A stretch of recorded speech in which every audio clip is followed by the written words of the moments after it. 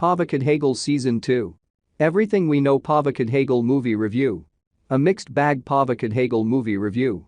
Watching this, you feel a mix of emotions.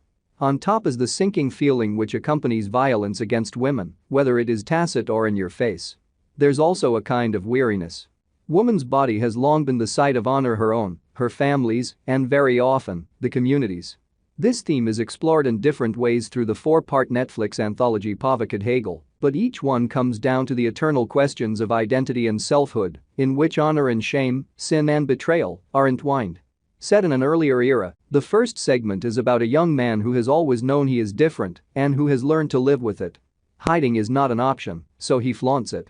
He chews betel leaf to color his lips red, is coy with a best male friend, and is the object of derision of the people in his village.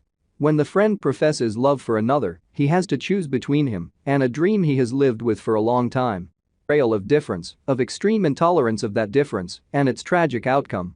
Difference, driven by caste and class, crops up in Kalki Koechlin Anjali's story. A pair of twin sisters in love with people their heavy-handed father wouldn't approve of are up against a wall.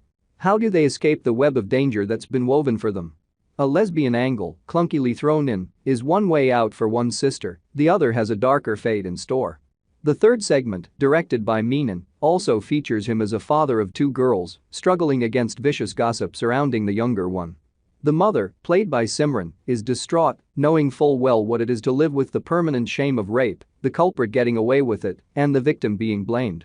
The Trimran segment, the final one, features a pregnant young woman being invited back to the bosom of her estranged family for a baby shower.